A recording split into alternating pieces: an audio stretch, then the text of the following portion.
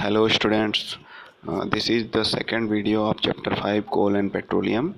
In the previous video, in the first video we can say we have studied about the introduction of natural resources and what are the exhaustible and inexhaustible resources. ठीक है, तो हम लोगों ने पिछले chapter में इस पिछले वीडियो में इस चैप्टर के हम लोगों ने समझा था रिसोर्सेज क्या होते हैं, क्या मैन मेड रिसोर्सेज होते हैं और क्या नेचुरल रिसोर्स कैसे होते हैं, और उसमें भी एग्जॉस्टिबल रिसोर्सेज क्या होते हैं और इनएग्जॉस्टिबल रिसोर्सेज क्या होते हैं, इन सब के बारे में हम लोगों ने समझा था। इनएग्जॉस्टिबल में तो ऐसा रिसोर्स आता है जो इसका अमाउंट बहुत ज़्यादा हो, यानी अनलिमिटेड कह सकते हैं, यानी वो एग्जॉस्ट नहीं करेगा, ख़त्म नहीं होगा। जबकि एग्जॉस्टिबल रिसोर्स क्या होता है, जो लिमिटेड अमाउंट में हो और उसको सही से यूज नहीं करेंगे तो वो ख़त्म हो जाएगा समय से पहले, बहुत पहले। तो एग्जॉस्टिबल में ही हम लोग कोल के बारे में पिछले वीडियो में पढ़े थे कि कोल क्या होता है, कोयला क्या होता है, किस तरह बनता है, किस तरह पेड़ पौधों के लाखों साल पहले ज़मीन में दफन हो जाने, बरीड हो जाने के बाद केमिकल चेंज और प्रेशर टेम्परेचर की वजह से वो कोयले में चेंज हो गए होंगे, जिसका नाम कार्बोनाइजेशन प्रोसेस बोलते हैं, जिससे वो पेड़ पौधे जो दफन हुए होंगे वो कोयले में कन्वर्ट हो गए होंगे। ऐसा ऐसा था। और बाद में ह्यूमन ने क्या किया, कुछ केमिकल रिएक्शन करके उस कोल से भी कुछ नए केमिकल बनाए जिसका बहुत सारा यूज है, जैसे कोक बनाया, कोल गैस बनाया, कोल टार बनाया, और ऐसे बहुत सारे केमिकल हैं। आपके कोर्स में बस 3 ही दिए हैं। तो उसी तरह एक नया एग्जॉस्टिबल रिसोर्स है जो है पेट्रोलियम। एग्जॉस्टिबल क्यों है, क्योंकि ये भी लिमिटेड अमाउंट में है। कोल, पेट्रोलियम या कोई और भी एग्जॉस्टिबल रिसोर्स हो वो क्या होता है, फॉसिल फ्यूल। ये हम लोग पिछले वीडियो में पढ़ लिए थे। फॉसिल फ्यूल क्यों बोलते हैं, क्योंकि ऐसा कोई भी फ्यूल हो, ईंधन हो, जो किसी जिंदा चीज़ से बना हो, कभी वो जिंदा रहा हो बाद में मर गया हो, तो उसके बॉडी के में चेंज होने से बना हो तो उसको फॉसिल फ्यूल बोलते हैं। तो ये सब सारे ही लिविंग बींग्स से बने हैं, काफ़ी लाखों करोड़ों साल बाद। तो चलिए पेट्रोलियम से स्टार्ट करते हैं कि पेट्रोलियम क्या है। अब पेट्रोलियम का नाम सुनते ही आपके माइंड में आएगा कि पेट्रोल, डीजल, कार, मोटरसाइकिल, क्योंकि सारे जितने भी ट्रांसपोर्ट के साधन हैं, बस, कार, ट्रैक्टर एट्सेट्रा एट्सेट्रा जितने भी हैं, वो सारे पेट्रोल या डीजल से चलते हैं। ठीक है, लेकिन पेट्रोलियम का एक्चुअल मीनिंग पेट्रोल ही नहीं होता है। पेट्रोलियम एक मिक्सचर होता है, एक ऑयल होता है, एक केमिकल होता है, और उसमें बहुत सारे अन्य केमिकल का मिक्सचर होता है। उसी में से पेट्रोल भी निकाला जाता है। निकालते कैसे हैं, उसको प्योरीफाई करके। आगे आप लोग थोड़ा सा समझेंगे उसको डिटेल में। ठीक है, तो petrol, diesel, natural gas, kerosene etcetera बहुत सारे तरह के केमिकल पेट्रोलियम के मिक्सचर से निकाले जाते हैं। ठीक, अब पेट्रोलियम वर्ड का मीनिंग क्या है। पेट्रोलियम 2 वर्ड के कॉम्बिनेशन से बना हुआ है, पेट्रा और ओलियम। पेट्रा मतलब रॉक, ओलियम मीन्स ऑयल, तो यानी चट्टान का तेल या ऑयल रॉक ऑयल बोल सकते हैं, यानी रॉक से निकलने वाला ऑयल को पेट्रोलियम नाम दिया गया है। अब जैसा कि इस पिक्चर में आप देख रहे हैं, ये एक तेल का कुआं दिखाया गया है, ऑयल वेल बोला जाता है जिसको। इसके बारे में हम लोग थोड़ा सा बाद में समझेंगे। पहले जान लेते हैं कि पेट्रोलियम बना कैसे होगा। तो पेट्रोलियम ऐसा माना जाता है थ्योरी से, रिसर्च से, कि जैसे जितने बहुत सारे लाखों करोड़ जितने भी एनिमल्स रहे होंगे सी में या ओशियन में, समुद्र या महासागर में, वो कभी कुछ अनहोनी हुई होगी, कोई नेचुरल डिजास्टर हुआ होगा जिसकी वजह से सारे मर गए होंगे, सारे या मैक्सिमम मर गए होंगे, और वो उनका डेड बॉडी क्या होगा, ओशियन के या सी के बॉटम में एकदम निचले स्तर लेवल पे चला गया होगा।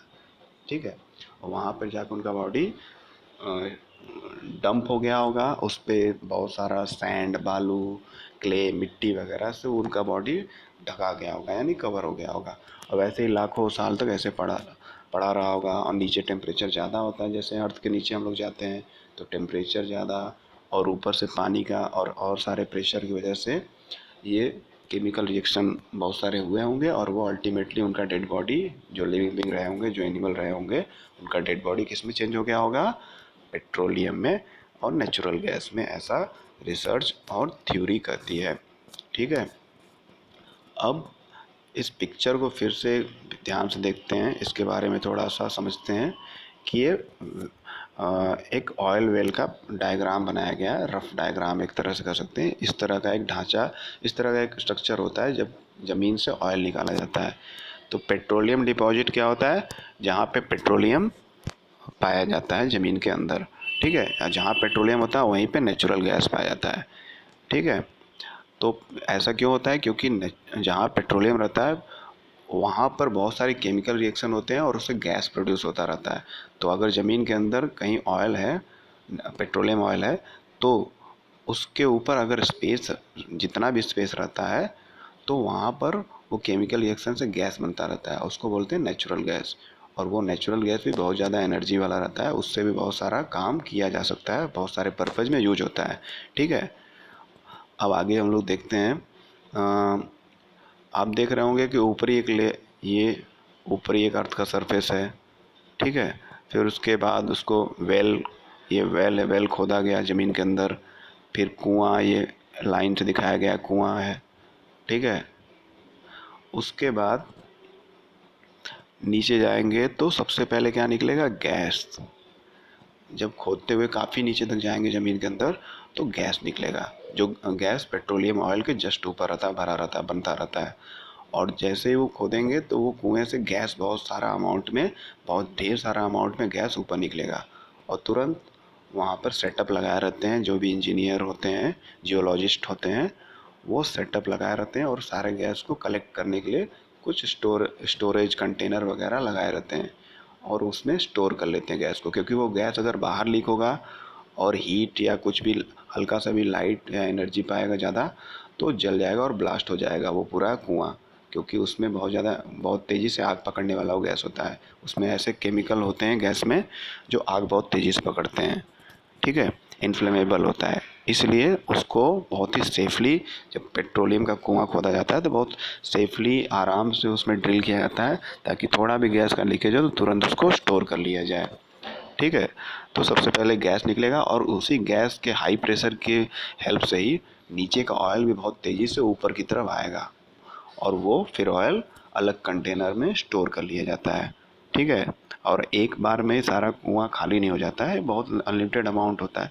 अनलिमिटेड नहीं कर सकते, ये तो ओवरऑल हम लोग समझ रहे हैं कि धरती पे लिमिटेड है, लेकिन इतना ज़्यादा होता है कि एक बार में सारा स्टोरेज नहीं निकालते। वहाँ पे एक सेटअप लगा देते हैं, पेट्रोलियम निकालने का सेटअप, कई सालों तक वहाँ से गैसेस और ऑयल निकालते रहते हैं, ठीक। तो एक गैस का ही हाई प्रेशर है जो हेल्प करता है। पहले गैस निकलता है, उसको अलग स्टोर कर लेते हैं, फिर उसके बाद ऑयल निकलता है और ऑयल को अलग कंटेनर में स्टोर कर लेते हैं, ठीक है। और ये दोनों ही पानी के ऊपर पाए जाते हैं। जहाँ आप लोग देख रहे होंगे वाटर, वाटर के ऊपर ऑयल है और गैस है। क्यों? क्योंकि ऑयल और गैस का डेंसिटी वाटर से बहुत कम होता है। डेंसिटी का मतलब होता है भारीपन। कोई चीज़ कितना हैवी है उसको डेंसिटी का उसको ज़्यादा डेंस बोलेंगे, और जो कोई चीज़ बहुत, उससे कोई चीज़ हल्की है तो उसको लेस डेंस बोलेंगे, ठीक है। तो यहाँ पर गैस तो हम लोग जानते हैं काफ़ी हल्की होती है क्योंकि ज़्यादा स्पेस लेती है, और ऑयल जो है वो भी काफ़ी हल्की होती है। ये दोनों ही पानी से हल्के होते हैं, इसलिए पानी के ऊपरी लेयर पे रहते हैं, ठीक है। पानी के ऊपर ये तैरते रहते हैं ऑयल, और ऑयल के ऊपर गैस बनता रहता है। तो इस तरह का एक स्ट्रक्चर या एक तरह का पूरा सीन पाया जाता है जहाँ पे ऑयल के वेल्स होते हैं। ऐसा अंदरूनी एक स्ट्रक्चर होता है, ठीक। तो आप डेंसिटी का समझ गए कि ऑयल और गैस हल्के होते हैं इसलिए पानी के ऊपर पाए जाते हैं। अब यहाँ पे कुछ एक्स्ट्रा नॉलेज की चीज़ें बताई गई हैं, कुछ आपको नॉलेज गेन के लिए, कि सबसे पहला जो ऑयल वेल, सबसे पहले तेल का कुआं कहाँ पे खोदा गया? 1859 में पेंसिल्वेनिया, पेंसिल्वेनिया यूएसए में एक स्टेट है, तो वहाँ पर सबसे पहले तेल का कुआं खोदा गया था ह्यूमन हिस्ट्री का, ठीक है। उसके पहले और पेट्रोलियम के बारे में किसी को पता नहीं था, तो वहाँ सबसे पहले खोदा गया। और उसके 8 साल बाद 1867 में माकुम माकुम नाम का एक इलाका है आसाम में, हमारे इंडिया के आसाम जो स्टेट है उसमें माकुम नाम की जगह पर 8 साल बाद यहाँ पर भी ऑयल का कुआं खोदा गया, ठीक है। और इसलिए ऑयल हमारे यहाँ इंडिया में, आसाम में काफ़ी ज़्यादा ये पेट्रोलियम ऑयल निकाला जाता है आसाम से, और भी जगहों से निकाला जाता है लेकिन आसाम से ज़्यादा, ये सबसे पहला हमारे इंडिया का ऑयल वेल है, यानी तेल का कुआं है। फिर उसके बाद गुजरात, मुंबई हाई यानी समुद्र के किनारे जो मुंबई का एरिया है उसको मुंबई हाई बोलते हैं, तो वहाँ भी पेट्रोलियम निकाला जाता है। गुजरात में भी समुद्र के किनारे जो एरिया है वहाँ पे ऑयल निकाला जाता है, ऑयल के कुएँ से।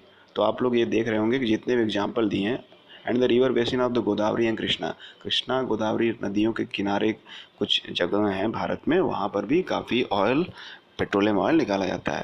तो ये सारे जितने एग्जाम्पल आप लोगों ने देखे हिस्ट्री से लेकर अभी तक प्रेजेंट में, या बहुत सारे हैं, ये तो कुछ एग्जाम्पल दिए हैं, ये सभी आप देखेंगे कि पानी के पास पाए जाते हैं, वाटर बॉडीज़ के, यार समुद्र के पास, सी के पास, ओशियन के पास, या फिर नदियों के पास। तो इसी से ये एक थ्योरी सही बैठता है, जैसा कि माना जाता है कि पानी, समुद्री जीव के मरने से ये पेट्रोलियम बना है। ठीक, अब आते हैं नेक्स्ट टॉपिक, ये रिफाइनिंग ऑफ द पेट्रोलियम। तो पेट्रोलियम जो होता है, मैंने पहले ही बताया था कि एक मिक्सचर होता है, बहुत सारे केमिकल का मिक्सचर है, ठीक है। और वो प्योर फॉर्म में नहीं होता है, इम्प्योर होता है, काफ़ी गंदा निकलता है, काफ़ी उसमें बदबू रहती है, गैस तो निकलता है, ये जो बहुत ही डेंजरस है, उसको हाई बहुत ही अच्छे से सेफली उसको स्टोर करना पड़ता है। तो पेट्रोलियम को रिफ़ाइन करना ज़रूरी है। रिफ़ाइन मतलब उसको प्योरीफाई करना है, रिफ़ाइन करके उसके अलग अलग जो जिस मिक्सचर से वो बना है उसको अलग अलग करना, ठीक है, ताकि अलग अलग पर्पज़ के लिए अलग अलग उसमें से केमिकल निकाला जाए। ठीक, उसी को रिफ़ाइनिंग प्रोसेस बोलते हैं पेट्रोलियम का। तो पेट्रोलियम बहुत ही डार्क कलर का लिक्विड होता है, हाईली स्टिकी होता है, काफ़ी चिपचिपा होता है, और अनप्लीजेंट ऑर्डर यानी बहुत ही बुरा स्मेल करता है। बहुत सारे केमिकल मिक्सचर इसमें होते हैं, ऐसा मैंने बार बार बताया। और इसमें गैस, पेट्रोलियम गैस भी होता है, petrol, diesel, lubricating oil, paraffin wax, ये ऐसे बहुत सारी चीज़ों का मिक्सचर इसमें रहता है, ठीक है। तो एक तरह से मिक्सचर हो गया तो इम्प्योर, और उसमें बहुत सारे ज़मीन में मौजूद मिट्टी या फिर सैंड, बहुत सारी चीज़ें, इम्प्योरिटी भी उसमें मिक्स होती है, तो उनको साफ़ करना और फिर अलग अलग केमिकल को सेपरेट आउट करना अलग अलग केमिकल मेथड से, उसी को रिफाइनिंग बोलते हैं, ठीक है। आइए समझते हैं आगे इसको। तो यहाँ पे देखिए लिखा हुआ भी है, separating various constituent of petroleum is known as refining, यानी पेट्रोलियम के जो अलग अलग केमिकल्स हैं जिनसे वो मिल के बना है मिक्सचर, उसको सेपरेट करना ही रिफाइनिंग कहलाता है। और ये कहाँ पे होता है? पेट्रोलियम रिफाइनिंग इंडस्ट्री में, ठीक है। यहाँ पे आप पिक्चर देख रहे होंगे, ये देखिए, ये जो पिक्चर बना हुआ है 5.5, ये ऐसे ही लाखों जहाँ जहाँ भी पेट्रोल पाए जाते हैं उसके आसपास या उससे थोड़ी दूर पर पेट्रोलियम रिफाइनिंग इंडस्ट्री बनाई जाती है, जहाँ पर जो ज़मीन से कुआं खोद करके तेल निकाला गया है, पेट्रोलियम निकाला गया है, उसको रिफाइनिंग किया जाता है, ताकि उसमें से अलग अलग केमिकल सेपरेट करके निकाले जा सकें और अलग अलग पर्पज़ में यूज किए जा सकें, ठीक है। तो ये पेट्रोलियम रिफाइनिंग इंडस्ट्रीज़ है। और रिफाइनिंग क्या प्रोसेस है? सेपरेट करना अलग अलग केमिकल को, उसमें से इम्प्योरिटी को अलग हटाना, ठीक। अब क्या है, ये देखिए, अब various constituent of petroleum, figure 5.1 ये आपका दिया है, इसके बारे में अभी हम जस्ट पढ़ते हैं। सबसे पहले देख लेते हैं यहाँ पे क्या दिया हुआ है, ये कि बहुत सारी यूजफुल चीज़ें मिलती हैं पेट्रोलियम से और नेचुरल गैस से, ठीक है। क्या क्या, इन सबको क्या बोला जाता है? पेट्रोकेमिकल्स। पेट्रोलियम और नेचुरल गैस को कंबाइंड फॉर्म में पेट्रोकेमिकल्स बोला जाता है, क्योंकि बहुत सारे केमिकल का मिक्सचर है ये, इसलिए इसको पेट्रोकेमिकल्स बोलते हैं। अब इन सब पेट्रोकेमिकल का अलग अलग जो केमिकल उसमें होते हैं, अगर उनका यूज देखा जाए तो बहुत सारे हैं, उसमें से कुछ इसमें गिनाए गए हैं। जैसे डिटर्जेंट बनाना है तो उसका भी केमिकल पेट्रोलियम में पाया जाता है। फाइबर बनाना है यानी synthetic fibre, polyester, nylon, acrylic और बहुत सारे तरह के सिंथेटिक फाइबर होते हैं, उसका भी केमिकल कहाँ से पाया जाता है? पेट्रोलियम में।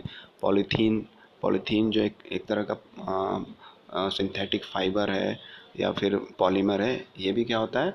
कुछ केमिकल्स बनता है जो किस में पाया जाता है? पेट्रोलियम में ही पाया जाता है। और बहुत सारे मैन मेड प्लास्टिक, ये सब भी उसी में पाए जाते हैं, पेट्रोलियम में। हाइड्रोजन गैस, नेचुरल गैस जो निकलता है, जो पेट्रोलियम के ऊपर भरा रहता है, जब कुआं खोदते हैं तो ऊपर गैस जो निकलता है नेचुरल गैस, उसमें हाइड्रोजन पाया जाता है। और उस हाइड्रोजन का यूज कहाँ किया जाता है? फर्टिलाइज़र बनाने के लिए। केमिकली रिएक्शन करके लैब में जो केमिकल फर्टिलाइज़र बनाए जाते हैं, वो उसको बनाने के लिए हाइड्रोजन गैस का इस्तेमाल होता है। मेनली यूरिया फर्टिलाइज़र जो है उसको बनाने के लिए। Due to its great commercial importance, petroleum is also called black gold. ठीक है, क्योंकि कॉमर्शियली यानी व्यापार के रूप से देखा है तो बहुत सारे देश पेट्रोलियम पर ही हैं। जैसे अधिकतर अरेबियन कंट्रीज़ में जो मुस्लिम कंट्रीज़ हैं वो, या और भी बहुत सारी कंट्री, अमेरिका हो गया, रशिया हो गया, इन सब देशों में बहुत ज़्यादा पेट्रोलियम के डिपॉजिट्स हैं। यानी वहाँ के ज़मीनों में काफ़ी जगह पर पेट्रोलियम पाया जाता है। और इस पेट्रोलियम से अरबों खरबों का पैसा लोग कमाते हैं। कई देश, उनका देश चलता है पूरा। यानी ये बहुत ज़्यादा बेनिफिशियल है कॉमर्शियल पर्पज़ से। व्यापार इससे काफ़ी प्रभावित होता है, अफेक्ट होता है। ठीक है, तो इसी इम्पोर्टेंस, इसकी इतनी इम्पोर्टेंस है, इस वजह से इसको क्या नाम दे दिया गया पेट्रोलियम को? Black gold. चूँकि ये ब्लैक कलर में होता है, डार्क कलर में, और एक तरह से सोने से भी महंगा या सोने जैसा ही इसका वैल्यू है। ठीक है, पूरा कई सारे देश इसी पे डिपेंडेंट है, इसी से उनका व्यापार सब कुछ चल रहा है। तो इतना ज़्यादा हाईली इम्पोर्टेंट ये जो पेट्रोलियम है, इससे बहुत सारे सैकड़ों हज़ारों तरह के केमिकल बनते हैं जो डेली लाइफ में किसी न किसी फॉर्म में हम लोग यूज करते हैं। तो इतनी सारी इसकी इम्पोर्टेंस है लाइफ में, और हर जगह इसकी डिमांड है, इसलिए इसके इम्पोर्टेंस के बेसिस पे इसको ब्लैक गोल्ड नाम दिया गया। यानी काला सोना, एक तरह से सोने की तरह है इसका वैल्यू है, क्योंकि ये इतना ज़्यादा इम्पोर्टेंट है। ठीक है, अब हम लोग देख लेते हैं various constituent of petroleum and their use.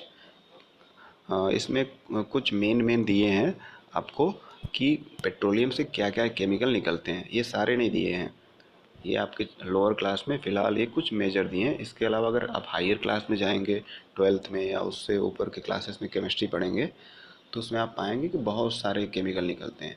यहाँ पे मुख्य कुछ चीज़ों को बताया गया है। ये एक मिनट, ये कुछ चीज़ें इंपॉर्टेंट है जो आप जानते होंगे, तो इसी को आप फ़िलहाल समझिए कि पेट्रोलियम से क्या क्या चीज़ें निकलती है और उनका क्या यूज होता है। मतलब उनको पेट्रोलियम को रिफ़ाइन करने के बाद, यानी उसमें से गंदगी निकालने के बाद और केमिकल्स को अलग करने के बाद क्या निकलता है? सबसे पहले है एलपीजी, लिक्विफाइड पेट्रोलियम गैस, जिसको सिलेंडर जिसका यूज करते हैं हम लोग घर पे खाना वगैरह बनाने के लिए। ठीक है, फ्यूल के रूप में यूज करते हैं लिक्विफाइड पेट्रोलियम गैस। यानी पेट्रोलियम गैस को हाई प्रेशर में कंटेनर में बंद कर देते हैं, और फिर और वे हाईली इन्फ्लेमेबल होता है ये गैस, यानी तुरंत आग पकड़ता है और बहुत ज़्यादा एनर्जी इसमें रहता है। और साथ में क्या होता है, ये इको फ्रेंडली है, ये कोई भी हार्मफुल गैस नहीं निकालता है, जिसकी वजह से इसको ज़्यादा प्रेफर करते हैं। अधिकतर आजकल घरों में एलपीजी सिलेंडर यूज किए जाते हैं, क्योंकि प्रदूषण भी नहीं करता है और साथ में हाई एनर्जी देता है, और हमारे खाने जो भी बनाते हैं हम लोग फूड, वो जल्दी पक जाते हैं। ठीक, अब इसका यूज क्या है? Fuel for home and industry. Industries में या होम में, घरों में इसका इस्तेमाल एलपीजी का होता है। यानी पहला कंपोनेंट क्या निकल गया? एलपीजी, पेट्रोलियम से। दूसरा क्या निकलता है? पेट्रोल। पेट्रोल का कहाँ कहाँ कहाँ यूज है? गाड़ियों में, गाड़ियों के फ्यूल के रूप में होता है। और ड्राई क्लीनिंग, कहीं कहीं पे पेट्रोल का यूज किया, कहाँ किया जाता है? ड्राई क्लीनिंग में, यानी कपड़ों को साफ़ करने और प्रेस करने में जो ड्राई क्लीनर्स होते हैं, वहाँ पर पेट्रोल का यूज किया जाता है। और एविएशन फ्यूल, बहुत सारे जगह पे पेट्रोल का यूज किया जाता है हवाई जहाज़ में उसके फ्यूल भरने के लिए। फिर क्या आता है तीसरा? केरोसिन। केरोसिन यानी मिट्टी का तेल, इसको भी लोग स्टोव में, स्टोव एक मशीन आती है, एक चूल्हा जैसा ही होता है, उसमें जलाते हैं। कुछ कुछ लोग पहले खाना पकाने के लिए यूज करते थे, अभी भी यूज करते हैं। ठीक है, लैंप जलाने के लिए, एयरक्राफ्ट चलाने के लिए, तो इसमें केरोसिन का यूज हो गया। फिर चौथा है डीजल। डीजल का आप यूज जानते होंगे कि हैवी व्हीकल्स, यानी भारी भरकम जो गाड़ियाँ होती हैं उसमें डीजल, वो डीजल से चलते हैं, तो उसमें यहाँ डीजल का यूज इन सब चीज़ों में, इलेक्ट्रिक जनरेटर में है। फिर लुब्रिकेटिंग ऑयल, लुब्रिकेशन यानी बहुत सारे मशीनों के पार्ट्स में ऑयल डाले जाते हैं ताकि वो ईजिली मूव करें। ठीक है, जैसे साइकिल में कहीं ग्रीज लगाया जाता है या इस तरह के कुछ केमिकल्स, तो उसका क्या यूज है? ताकि मशीन के पार्ट्स स्मूथली चलें और हमारा काम आसान हो। अगर चलते चलते वो घिस जाएंगे तो मशीन ख़राब हो जाएगा और काम नहीं चलेगा। तो लुब्रिकेटिंग ऑयल का काम यही होता है, लुब्रिकेट करना, यानी मशीन के पार्ट्स को स्मूथली मूव करने में हेल्प करते हैं। फिर आता है पैराफिन वैक्स छठे नंबर पे। पैराफिन वैक्स यानी जो वैक्स होता है, मोम होता है, इसका इस्तेमाल हम लोग सभी जानते हैं कि कैंडल बनाने में, वैसलीन जो आता है, जो जाड़े के दिनों में स्किन फटने लगती है उस पर लगाने के लिए, उसमें कुछ केमिकल्स अदर मिला करके, ऑइंटमेंट, बहुत सारे जो स्किन के क्रीम आते हैं उसमें भी पैराफिन वैक्स रहता है।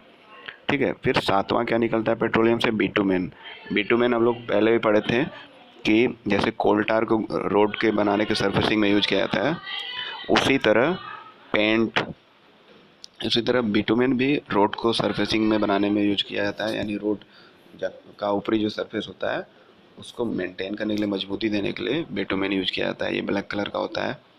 और पेंट में भी इसका यूज होता है, जो पेंट की जाती है दीवारों पे, दरवाज़ों पे। तो इस तरह हम लोग देख रहे हैं कि बहुत सारे इम्पॉर्टेंट चीज़ें पेट्रोलियम को प्योरीफाई करके निकाले जाते हैं और इनके बहुत सारे डेली यूजेस हैं। ठीक है। तो ये बहुत ज़्यादा इंपॉर्टेंट है। दैट्स वाई पेट्रोलियम को क्या बोला जाता है?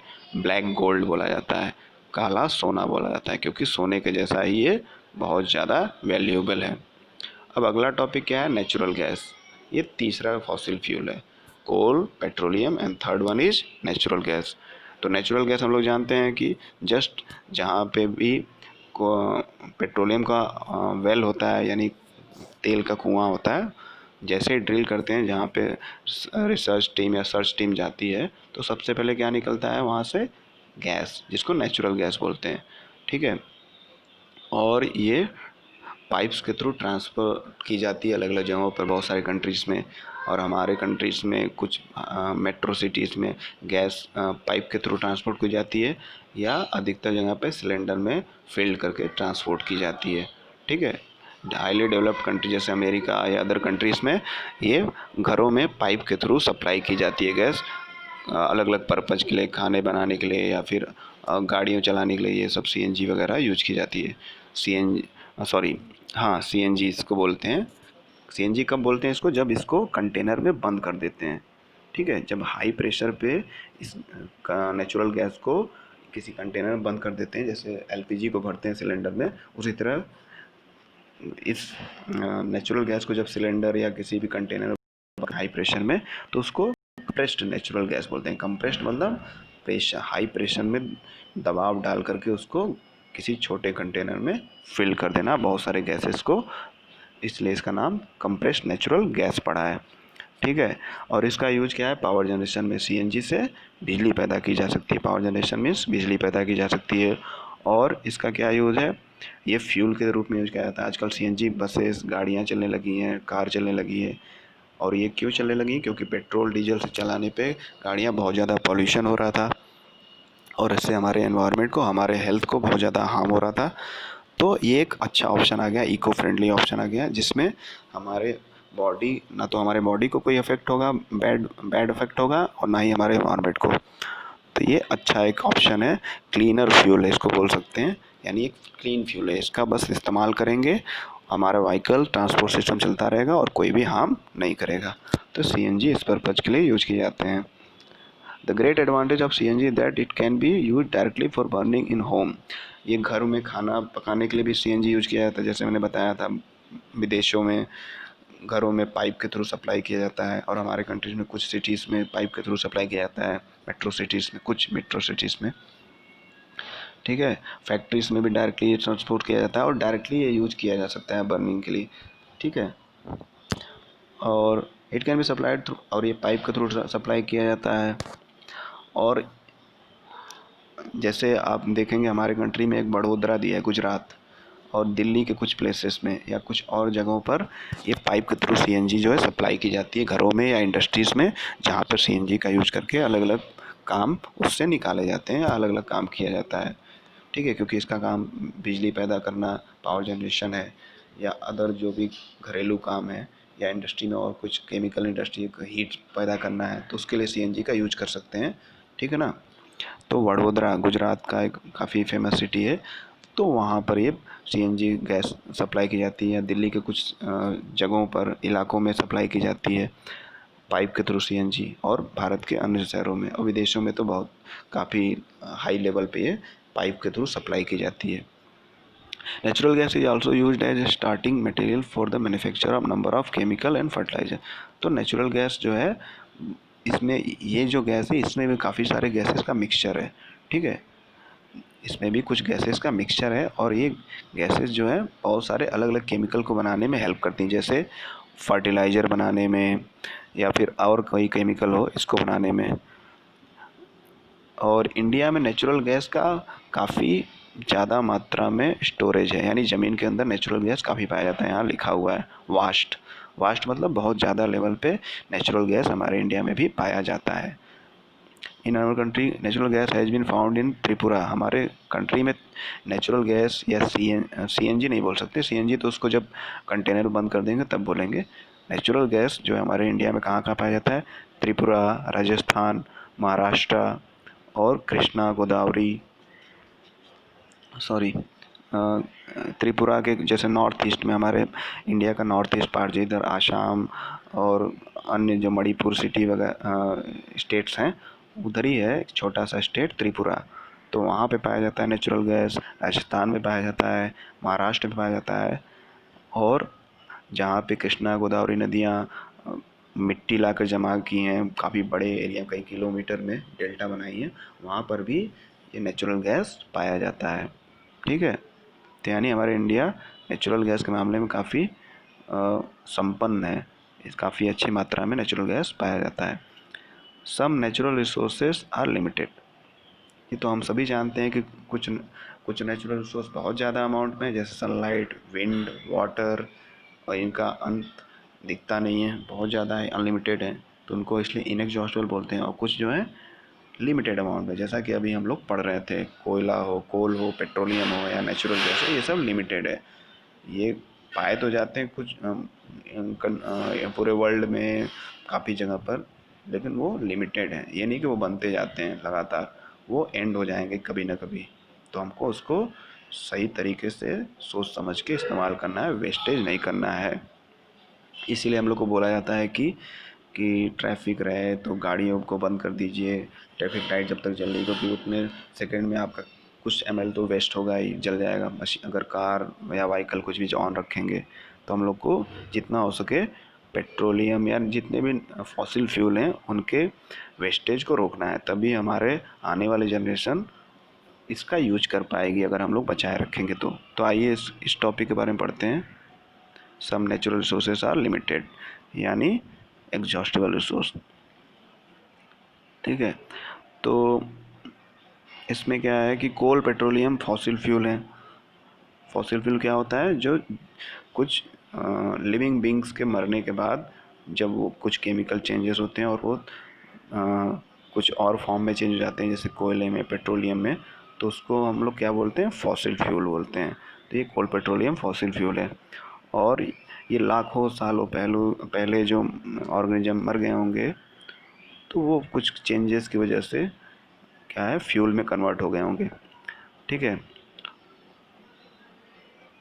अब इसमें ये है कि ये जो रिजर्व्स हैं, रिजर्व्स मतलब जहाँ जहाँ ज़मीन के अंदर पाए जाते हैं ये कोल या पेट्रोलियम, ये लिमिटेड है, और कुछ सालों में, कुछ 100-50 सालों में, इसमें तो आपके बुक में लिखा है फ्यू हंड्रेड ईयर्स। अभी तो ये बुक का आपका जो प्रिंटिंग डाटा है काफ़ी पुराना है, और अभी लेटेस्ट जो डाटा कुछ साल, 1-2 साल पहले से आ रहा है, उसमें तो आप अगर पढ़ेंगे लेटेस्ट बुक में, तो उसमें पाएंगे कि कुछ 50 साल भी अगर सही से चल जाए कोल, पेट्रोलियम, तो काफ़ी अच्छा है, 50 या 100 साल भी। क्योंकि इतनी ज़्यादा से तेज़ी से पॉपुलेशन बढ़ रहा है, रिक्वायरमेंट लोगों का बढ़ रहा है, ट्रांसपोर्टेशन इतना ज़्यादा हो जा रहा है, कोल, पेट्रोलियम बहुत तेज़ी से कंज्यूम हो रहा है, ठीक है। तो यानी उसकी मात्रा कम होती जा रही है, वैसे ही लिमिटेड था और पॉपुलेशन बढ़ने से और ज़्यादा यूज हो रहा है और तेज़ी से ये कम होते जा रहा है, तो ये जल्द ही ख़त्म हो जाएगा।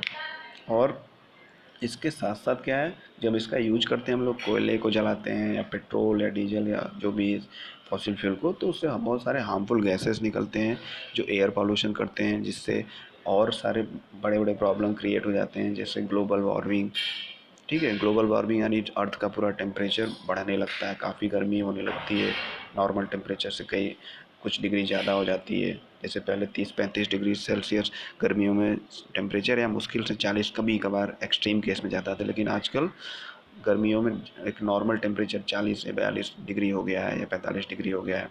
तो ये क्या है? ये ग्लोबल वार्मिंग के इफ़ेक्ट ही हैं, यानी हमारा धरती का टेम्परेचर बहुत ज़्यादा बढ़ गया है।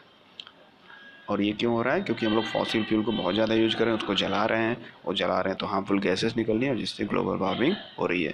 तो इस तरह से नेचुरल रिसोर्स में जो एग्जॉस्टिबल हैं फॉसिल फ्यूल, वो हमारे लिए यूजफुल तो हैं एक तरह से, पावर जनरेशन, इलेक्ट्रिसिटी या बहुत सारे काम में यूज होते हैं, हम लोग अभी पढ़े हैं। लेकिन इसके काफ़ी सारे हार्मफुल इफ़ेक्ट भी हैं। तो हमको क्या करना पड़ेगा कि हम इन फॉसिल फ्यूल को तभी यूज करें जब बहुत ज़्यादा ज़रूरी हो हमको। ठीक है। ये अनचाहे मौके पर अगर यूज करेंगे, जैसे बोला जाता है कि अगर आपको रोड पे आपके घर से आधा किलोमीटर या 100-200 मीटर पे कुछ है, या मान लीजिए 1 किलोमीटर भी, तो उतना दूर आप साइकिलिंग करके भी जा सकते हैं कुछ सामान लेने।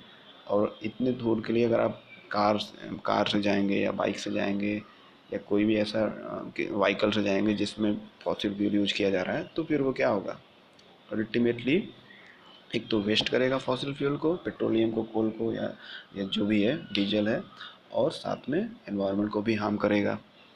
तो हमको जब बहुत ज़्यादा इमरजेंसी हो, बहुत ज़्यादा नेसेसिटी हो, ज़रूरत हो, तभी हम लोग को ये फॉसिल फ्यूल का इस्तेमाल करना चाहिए, अदरवाइज़ नहीं।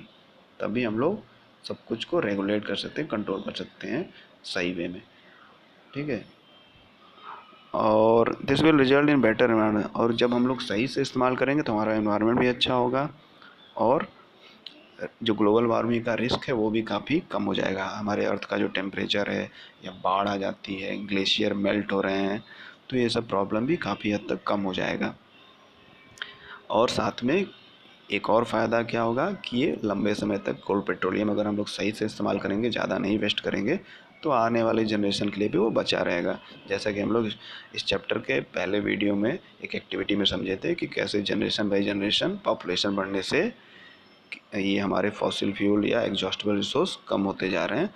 तो वो हम लोग समझदारी से अगर यूज करेंगे तो बचा रहेगा आने वाले जनरेशन के लिए। In India, petroleum conservation research association, PCRA, petroleum conservation research association, जो एक संस्था है, PCRA जिसका नाम है, वो कुछ एडवाइस देती है लोगों को, भारत के लोगों को।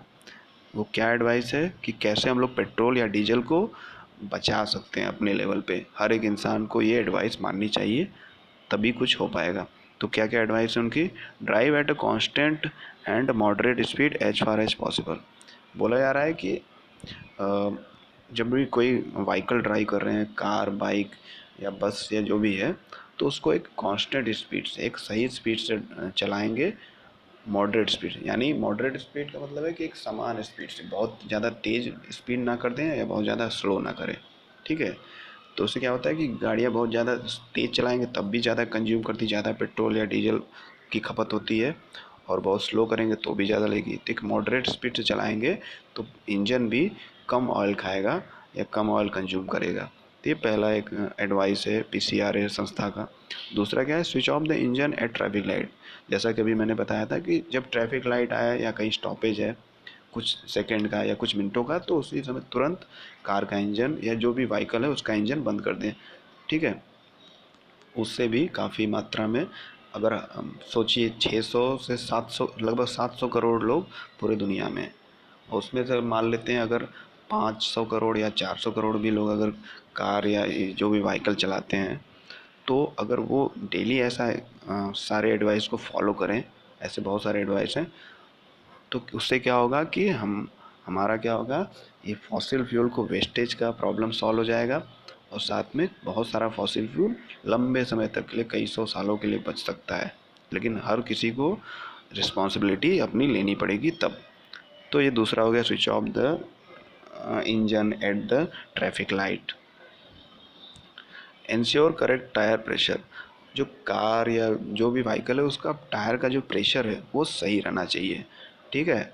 ये नहीं कि टायर में बहुत ज़्यादा हवा है या बहुत कम अगर हवा है तो इंजन पे दबाव पड़ेगा, क्योंकि वो ज़्यादा फोर्स लगा के कार को चलना पड़ेगा जब कार में हवा या सफिशिएंट प्रेशर नहीं है।